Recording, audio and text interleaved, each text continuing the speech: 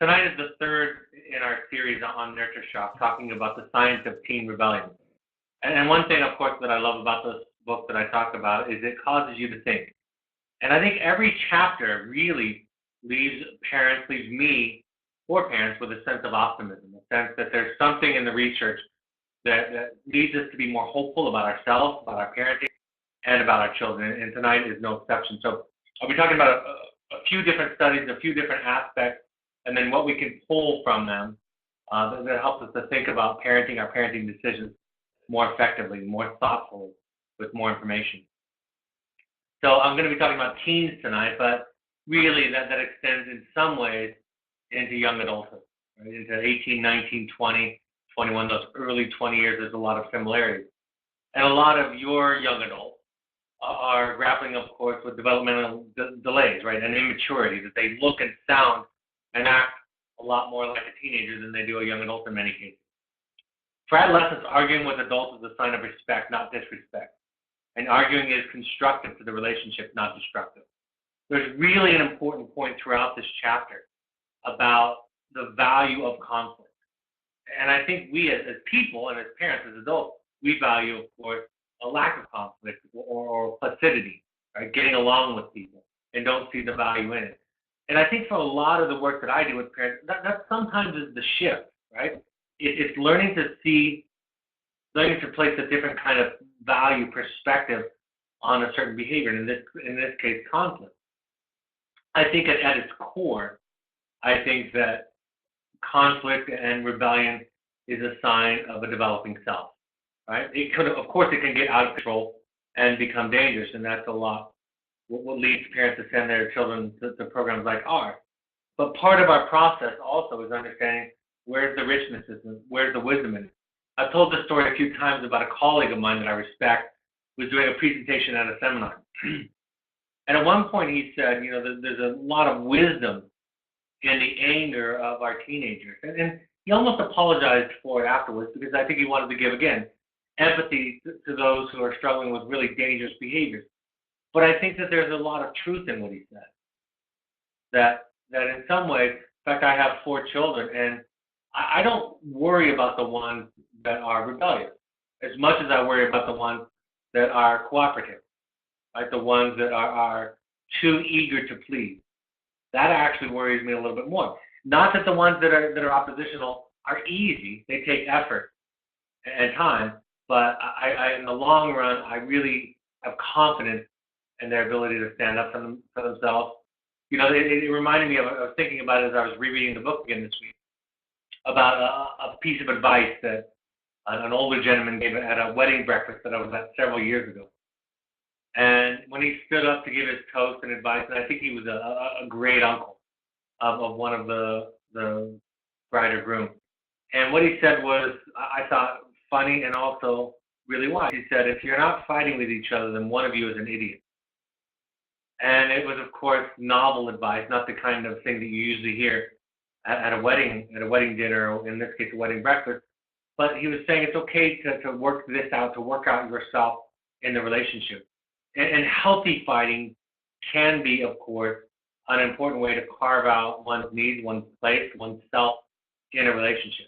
And oftentimes, and they give examples in this chapter, that when children go or are required to go so much more underground, or people go so much more underground, that's when it really can become a problem.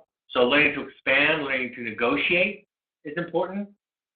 The teens perceive that when parents are willing to negotiate some, that they see them as flexible and then really hearing the teen. Now, the risk, and they mention this in this chapter, is that you don't negotiate because you're not okay with the child being upset, you want to be their friend, or you want to get them to like you, you have a hard time with them dealing with difficult emotions. You don't do it from that place. You do it from a place of listening and understanding, and really listening to the teenager's point and seeing if they've made a valid argument that a rule might be changed, altered, suspended for an evening or for a given situation. And also, I think it's really important that parents not get caught in the trap of worrying about having been made a fool, right? That you got duped in the process. That's really about ego. in a lot of ways, and I've said this to my children, I expect that you're going to rebel, that you're going to do some things and get away with some things during your teen years, let alone other parts of your life, from me, and I'm okay with that. Right? I think that's an important. I thought initially, especially being trained in what I was doing in wilderness therapy, I thought I was going to be the perfect detective father, right? And in being the perfect detective father, that I was going to be able to prevent my teen from a wayward path. And really, that was just a sophisticated version of control. So I don't stick my head in the sand, but I'm aware that that's part of, again, the teen developing a sense of self. And I'll talk about some more specific go along tonight, but that's just for introduction. They talk about some of the statistics around lying. This is kind of a continuation, in a way, from the last chapter where we were talking about lying and deception. Nancy Darling and Linda Caldwell from Penn State University conducted some studies around lying and how much teens lie. And they go in depth on how they created a study to find that out, because you could see where teens would be intimidated by authority figures to, again, lie, even in a study. But I won't get into how they took extra measures to make sure that it was as valid as possible. And basically, they had 36 topics that they would introduce to teens, these interviewers. In fact, these were young interviewers. They were undergraduates because they wanted them to be as close to the teenagers in age as possible. And out of the 36 potential topics, the average teen lied about 12 to their parents. 96% of kids reported that they lied to their parents. And interestingly, 78% of parents were sure that their teen could talk to them about anything and were open with them about anything. And again, that statistic right there is the one that probably surprises me the most. This idea that parents have that your child is not capable of or doesn't do it. And they give examples in this book and in the previous chapters where parents grossly overestimate their children's honesty. And so I think there's a vulnerability of us as parents, and I think it's in part due to our over-identification with our children. That if they're telling the truth, if they're honest, if they're cooperative, compliant, successful, that's a reflection of us. I think a lot of it comes from that place. Of course, drinking, drugs, and sex are the most lied about topics. And with regard to sex, they noted that they lied about the acts, of course, the specific sexual acts. But really what they objected to was the intrusive questions about the relationship. Questions like, do you love this person, and how serious is the relationship? So in many cases, teens will lie about it because of what they perceive to be an intrusion into their own psyche, their own psychological boundary. They talked about 1/4 of the lies are outright lies. About half of the lies are partial truths, and another 1/4 of the lies are avoiding the topic altogether, hoping that the parent doesn't discover it. So just not hearing it, not talking about it. Let's talk a little bit about child development and parents, and we'll talk a little bit about what this information can do to inform us and how to best respond to rebellion. The teens talked about needing their parents' help in situations was emasculating. That it was a tacit admission that they were immature, incapable, and that was a shameful process for them. Interesting, they measure areas of rebellion when teens tend to be the most dishonest, secretive, defying their parents. I think a lot of us might assume that it would be a little bit later, but 14 and 15 is the height. And interestingly, 11-year-olds and 18-year-olds show about the same amount of rebellion. So rebellion starts before the child is 13 and peaks somewhere around 14 to 15 on average, and then starts to subside. Oppressive, controlling parents were not more likely to raise children. They were more likely to raise children that were compliant, but many of these children also suffered and expressed feelings around depression. And they were feeling oppressed by the situation. So they might be compliant, but again, it's something that I talk about all the time. Compliance is overvalued by us. It requires the least amount of energy on our part, so I understand it, but I think it's overvalued. I'll tell you an example from a study that I studied when I was in graduate school. It was about the effect of parents and their children in daycare. And what they saw was there wasn't enough time in a given day for a child to practice healthy defiance, if you will. Right? In classrooms, in daycare situations, compliance is very valued because a leader or a teacher or a daycare worker can't deal with a bunch of non-compliance. Then, of course, the parents who, in the case of daycare, are often working all day, they come home at night wanting to spend quality time with their children. But parents measure quality time as non-conflictual time. And oftentimes, they're less patient because they value peaceful, non-conflicted time as quality time. But what they talked about in the study is that children need some outlet somewhere to experiment with autonomy. And this flies in the face of course, the parents' need to come home and relax and have some peaceful, non-conflicted time. So it described a weakness in the model of daycare. And what it did for me as a father is it helped me to understand early on that conflict was valuable, that it was essential to the development of a child, and that although it wasn't easy for me, it tested or stretched my own personal bandwidth, but it eased for me some of my attention to and focus on compliance as the most important thing. Most effective, of course, were warm parents who could talk to their children. This goes right in line with what we talk about and teach, and many programs talk about and teach, the ability to talk and to listen. That parents that set a few rules around a few critical subjects were most effective. There wasn't a rule around everything. And then again, I talked about the willingness to negotiate when a child makes a good point, right? A special occasion, but not doing it from that vulnerable compromise place that I talked about earlier, that kind of narcissistically wounded place where we ask the child to take care of our emotions and our self-esteem. Another thing they talked about was this idea and this research around the fact that kids turn to drugs and alcohol because they're bored. So that they had some training curriculum and study around teaching children how to not be bored, how to plan, how to play, how to enjoy themselves. But there were two barriers, of course, that were going against it. One is the brain science that I'm going to talk about soon, and another is in our culture, which I'll also talk about. They talk about this education around drugs, that we know now the DARE program and the Just Say No program wasn't effective in the long term. There were tiny increases, tiny spikes, positive effects from some of these programs immediately following the classes. And some of these courses would go 17 weeks. And teachers reported very, very highly on these kinds of programs where they were teaching children about the effects of drugs and how to say no and how to resist peer pressure. But that in the long term, they saw no effect in the long term between children in high school who had participated in the class and children who didn't participate in the class. They talk about how boredom starts in the 7th grade, and really this might have to do with brain development. I'll talk about that.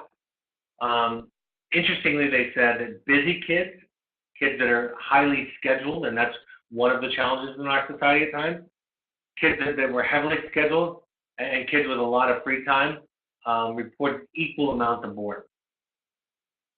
What they try to teach children was to learn to figure out why they are doing what they're doing, to pay attention to intrinsic motivation. Again, that's a big dose of what we do in the program, is to teach a child to learn how to think and feel what's going on for them inside.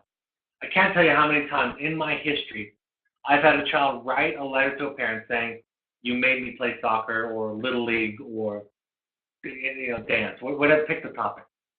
And a parent's reaction and experience of that same activity was, "I didn't make you do it. I thought you were happy.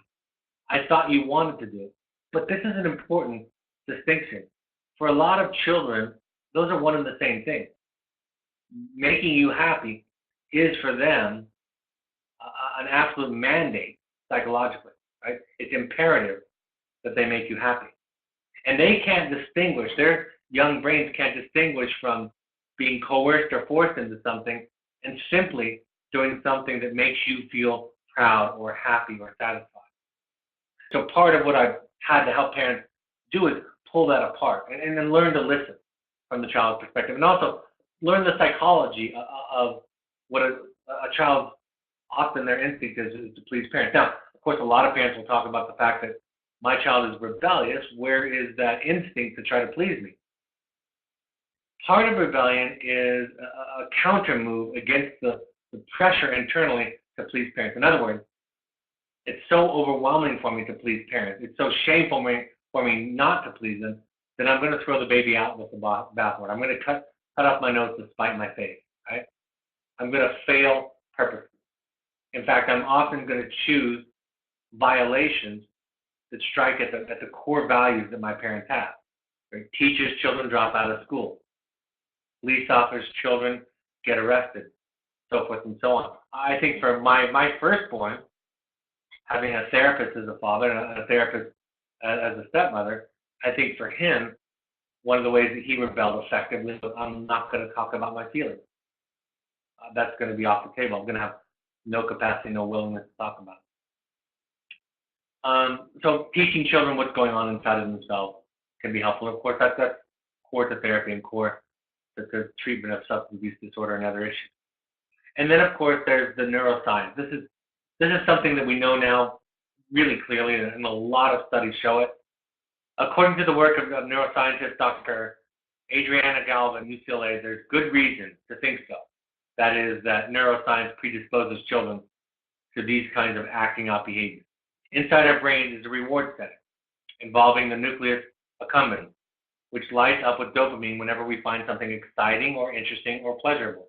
In a study comparing the brains of teens to the brains of adults and young kids, Galvin found that teen brains can't get pleasure out of doing things that are only mildly or moderately rewarding, right? So for them, it has to be really risky, dangerous even, or medically, chemically induced. Because for them, curling up and reading a book quietly on a Friday night in front of the fire while drinking a cup of cocoa doesn't get it done. That feels to them depressing. Whereas to a lot of us, in our age, that sounds like a wonderful Friday evening. So here's a study that kind of shows some of this, a couple of them. They use functional MRIs, and a functional MRI is an MRI that looks at the brain functioning and how it's firing, what parts of the brain are active, more or less. And then they expose them to a video game. In the video game, there were three levels of rewards. There was a 1 coin reward, 1 gold coin reward. There was a 3 gold coin reward, and then there was a reward with a full treasure of coins based on the activities that you were doing. And then they looked at the brains of young children, of adolescents, teens, and of adults. And they found something fascinating. Young children found any of the rewards thrilling. They found it to be exciting. Adults lit up according to the level of the size of the reward, right? The small coin was a small firing, and 3 coins was somewhere in the middle. And then the treasure chest of coins was a very large and profound firing. And teens only lit up when there was a treasure chest reward. Those small rewards had no impact on them. Galvin noted that the response pattern of teen brains is essentially the same response curve of a seasoned drug addict. Their reward center cannot be stimulated by low doses. They need the big jolt to get pleasure. If nothing else, I hope that this provides, and I've heard this research from a number of different speakers at conferences that I've been to over the past 5 to 10 years. This is now very understood and very accepted that the teen brain is particularly wired for addiction. It's pre-wired for it, predisposed for it. That's why the introduction of drugs and alcohol into the teen brain makes it so it exacerbates the chance of the person developing an addiction. You're enhancing this dynamic that is already natural to them. You're chemically inducing the pleasure sense, and the brain stops producing pleasure even more so. Therefore, the likelihood of addiction, needing a drug just to feel okay, is so much higher, and you're wiring it more. So it tells us about the risk of teenage brain. That's why it's one of the justifications for alcohol legal alcohol being later in life. Maybe it even should be later in life than 21. But that's one of the arguments that makes sense. It's one of the things that can help a parent understand why it's okay for a mother or father to have a glass of wine, and it's not okay for a 16-year-old to have a glass of wine, for example. I think what it also can do, like a lot of the research on the brain that we're learning today, is it can provide us with empathy. I think we think as a culture so simply in terms of right or wrong that we forget that there's invisible forces at play here. And so when we start to talk about trauma, when we start to talk about attachment and their effects on the brain, when we start to talk about the teenage brain and its capacity, really what I hope comes out of that, what we hope comes out of that, is a sense of empathy and compassion for parents, so that you can have your boundaries, right? You can set your limits; those are okay, but not from a place of judgment, anger, and frustration, but rather from a place of love and understanding. It doesn't require you to compromise your values and your boundaries, but it does ideally take away some of the judgment that we sometimes have, at least the anger, more emotionally abusive kinds of responses to children. They use the driver's education illustration that previous generations, including my generation, driver's education was taught in schools, semester-long course.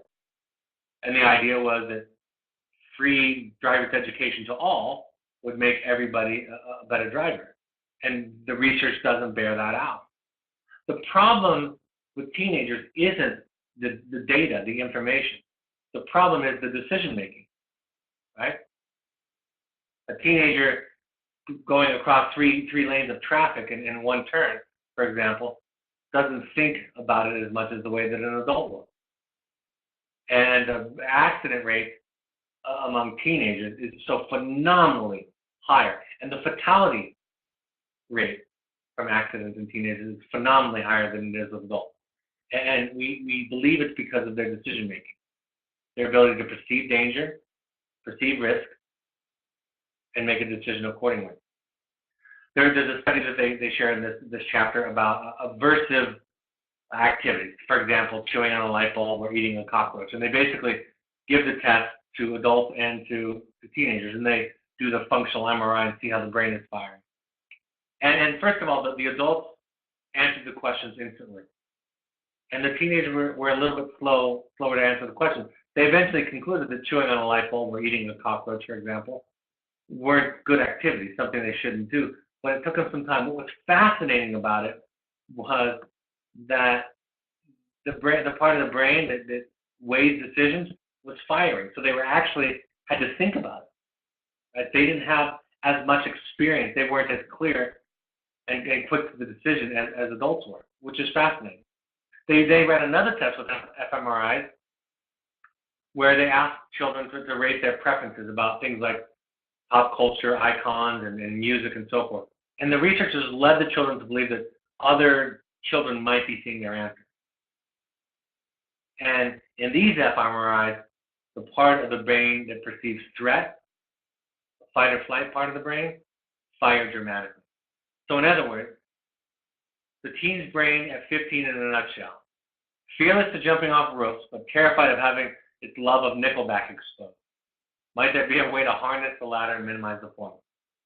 Right? It really does show you, and hopefully, again, it adds some compassion to us full-brainers, as I like to call them, for the most part, even though we make plenty of mistakes.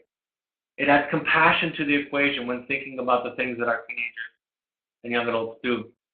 And that question that gets asked so often, I hear it asked in couples and in families and to children, and it's rhetorical. And I talk about this all the time. The question is, why did you do this? Why did you do that? Sometimes it's not as conscious as we think. The goal of therapy is to raise consciousness, right? That's part of the goal of therapy. And I always say that question is as much a judgment and an accusation as it is a real inquiry. Because my answer to that question often to a parent is, that's a perfect question, it's a great question. But let's spend some time trying to answer it.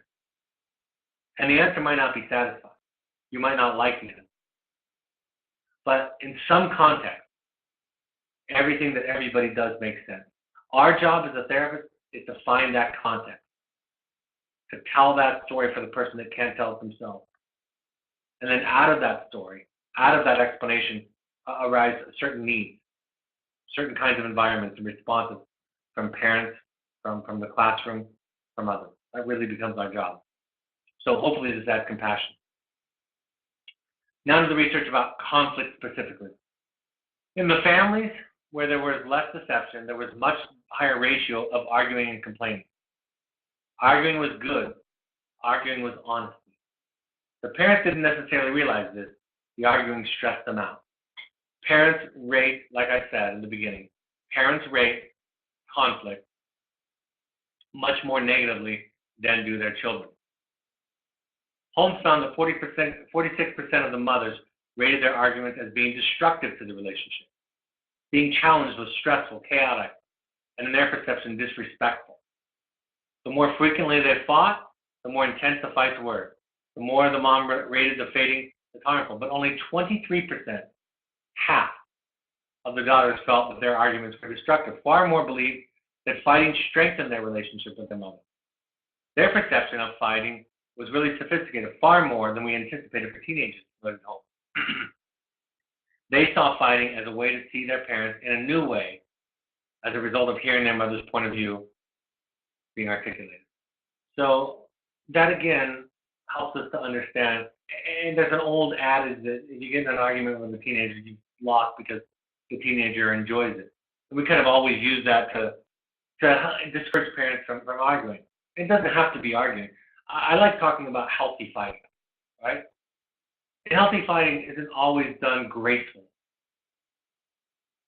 But if we overvalue cooperation, if we overvalue compliance, I think we do something much more harmful than we do if we allow for it and then value some of the conflict and some of the argument. University of Rochester's Dr. Judith, I don't know how to pronounce the last name, Matina, a leader in the study of teen disclosure, confirms that over the long term, moderate conflict with parents during adolescence is associated with better adjustment than either no conflict or frequent conflict.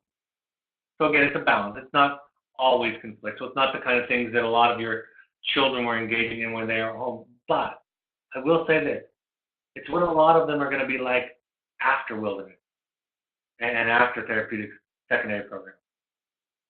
If we expect or hope or are aiming for none of that, and we have real legitimate trauma, we parents who have gone through this. And so anything that looks anything like the old highly conflictual situation, in some cases, is going to trigger a trauma response, right?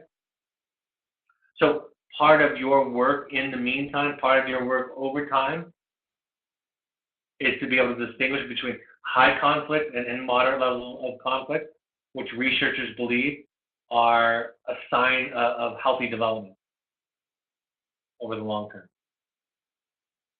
And that's what therapy and family therapy can do. They talk about there's a lot of dual narratives in our culture around a lot of things, right? The idea that teens are lazy, and then there's another narrative that teens are overscheduled. And in some cases, we can see where the narratives can blend, right? Where it's a dialectical, where both things can be true at the same time. But the danger, the authors say, the danger is when these narratives don't just reflect, they steer. Wrong from the start, comprising only half the story, these narratives nevertheless become the explanatory system through which adolescents see their life. I can only wonder how many teens naturally prone to seeing conflict as productive instead are being taught to view it as destructive, symptomatic of a poor relationship rather than a good one. How many like their parents just fine, yet are hearing that it is uncool to do so? How many are acting disaffected and bored because showing they care paints them as a fool? How many can't tell their parents the truth because honesty is just not how the story goes?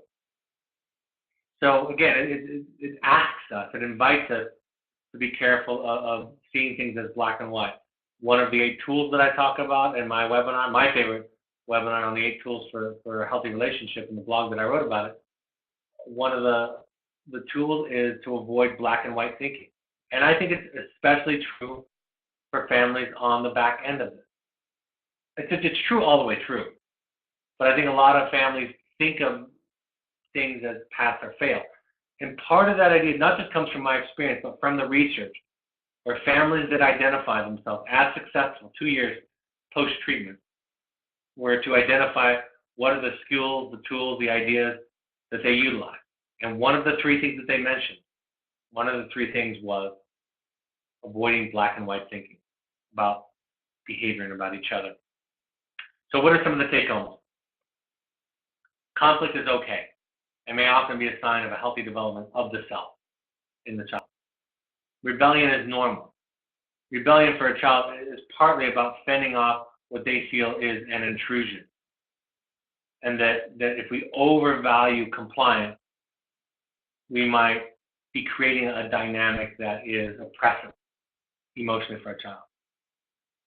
The solution they talk about to rebellion is not about strictness. I talk about that in my chapter on control versus influence. Right? That's not the solution. The solution is an open dialogue, right? A complex, sophisticated relationship between parent and child. Some negotiation from a healthy place, not from a compromised place. And permissive parents, and the place that it comes from, can be toxic. When permissive parenting comes from that place of not wanting to upset the child, not wanting the child to be angry, essentially turning the relationship upside down, where the child is responsible for your esteem and sense of well-being, then it can be toxic. Teens are lying as a way to protect against intrusion. Teen brains are predisposed to risk-seeking and addictive patterns. And understanding the teen with empathy is an essential ingredient in a healthy parent-child relationship. Again, it's a wonderful book if you haven't read it. It's a good one that you can listen to. I listened to the audio version this week because I'd read the book before, and I was listening to the audio version to get refreshed in order to do these. I haven't reviewed all the chapters in my 3-part series. I thought some were more relevant to our population than others, but I think there's some other fascinating studies. And I hope one thing that it does is it challenges us to be open to learning. I was telling somebody this today, that I think one of the most dangerous kinds of presentation is the person who has arrived. I jokingly talk about, because I didn't know my grandparents at the age of 30 years old, but from what my uncles and my mother told me, I have this idea that my grandparents learned everything there was to know by the age of 30. They knew all the truth in the world. And very little new ideas, new truth got into them, right? And they were very sure to tell everybody what the truth was in their life. And there's a catch-22, right? Because a lot of parents that I talk to are very insecure, very not knowing. And it comes from a place of fear, and it comes from a place of anxiety. I'm not talking about that kind of not knowing. I'm talking about the kind of not knowing that the Buddhists call a beginner's mind. I'm talking about the kind of not knowing that my therapist talks about when she says that really wise and gifted psychotherapists are proud of what they don't know versus what they know, and that's the magic. And so in having that beginner's mind, we're open to new concepts, which I think most of you who attend these regularly are, absolutely. And you also allow yourself to hear and see the child.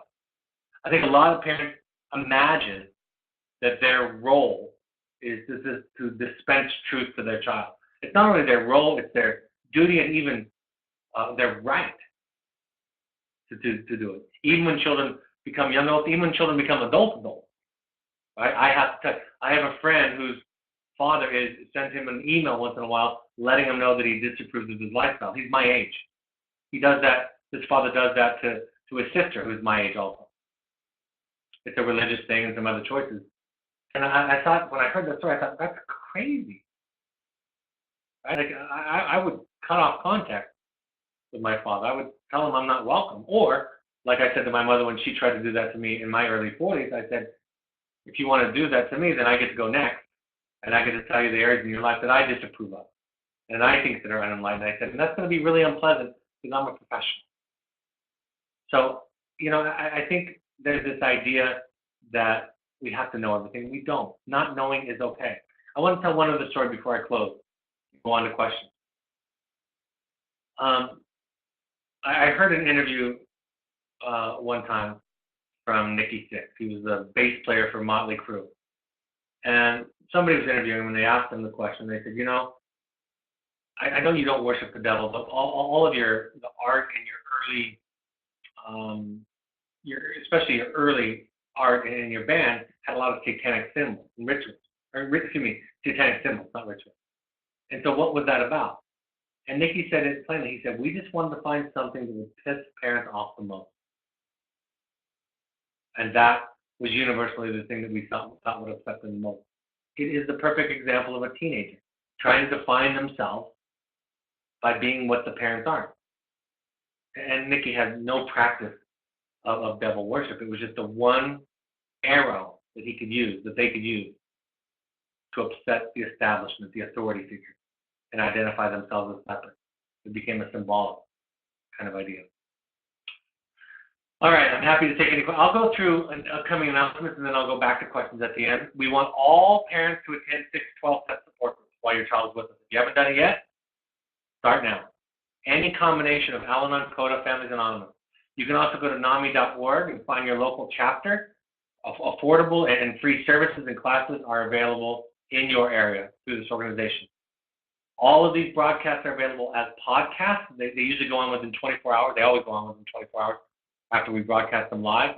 You can listen to them, download them on your iOS or Android devices. If you have an iPhone or iOS device, go to the podcast app and search Evoke Therapy Programs. If you have an Android device, download the SoundCloud app and search Evoke Therapy Program. Follow us on Twitter and Instagram, @Evoke Therapy, for inspirational pictures, quotes, announcements, links to other resources. On Facebook, you can search Evoke Therapy Program. You can find the Second Nature Alumni Foundation on Facebook. In fact, I announced this last time. They're looking for new board members, and they're looking to rename it and reorganize it. So if anybody's interested in being on a board, in fact, go to the most recent blog by Stephanie Lewis. She's on the board, and she wrote a blog about what they do and what they're looking for, and they just got an incredibly wonderful and generous donation that's going to pay for many people to go through programs like ours just recently. So they're doing good work, and you can be a part of it. You can also go to our blog, the Evoke Therapy blog on our website. We have about 2 new articles per week. My book, The Journey of the Heroic Parent, is available on Amazon. It's a great holiday gift. You can also get an audio version of it or listen to it on CDs.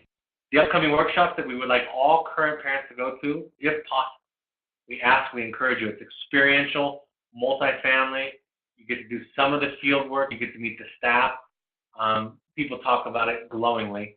The next one is at Cascades in our Oregon program, January 20th and 21st. You can email gail@evoketherapy.com for more information or to RSVP. I'll have the Entrada ones up. These happen about every 6 weeks, and so share them, and Entrada hasn't announced theirs yet. You can combine that with the field visit if your therapist thinks it's an appropriate time. The Finding You intensives are for any adult. We still have a couple of spots left in our January intensive. So if you want to do deeper work around yourself, around relationships, in fact, I think if everybody had the resources, the financial ability, and the time, I would ask everybody that wants to do a family intensive to start off with a Finding You. We do also do private family intensives that I run, so you can inquire by going to our website, emailing us at intensives@evoketherapy.com, or calling our admissions team. Finding You is something that I patterned it after a program that I went to, and all of my family went to individually, and I find it to be, for me, one of the most rewarding things I've ever done in my life, even though I've been in therapy for more than 20 years of my life consistently. Upcoming parent support groups, I'll be in the Bay Area, special collaboration with Palo Alto Preparatory School. On Wednesday, January 10th, I'll be talking about boundaries at a deeper level than I talk about often, and it'll be interactive, 6:30 to 8 p.m. So please RSVP to Andrea@evoketherapy.com if you're coming to that. Then I'll be back in New York City at our usual site near the Empire State Building, 7 to 9 p.m. on January 22nd. Pursuits trips are adventure trips. They can be anywhere from a few days to several days, anywhere in the world, any kind of adventure activity you can imagine. You can go to our website to learn more. Families can do this, or this can be for young adults. Happy to answer any questions. No other questions tonight. So thanks for joining us. I'm going to review The Conscious Parent, Transforming Ourselves and Empowering Our Children by by Shefali Sabari. I think that's how you say her name. I'm going to be reading and reviewing that on January 2nd. I'm off next week for the holiday. I hope all of you are having and will have a wonderful holiday season. I'll talk to you in the new year, January 2nd. I look forward to it. Thanks for taking the time. Thanks. Hope this point of contact is helpful. And the bottom line is thanks, on behalf of your children, for being willing, being able, having the capacity to make your life a project, to be willing to learn something. Like I said, they don't need you to be perfect. They just need you to make your life a project. So thank you on behalf of them. Have a great end of the year. Have a great and safe New Year's, and I'll talk to you next year. Take care. Bye-bye.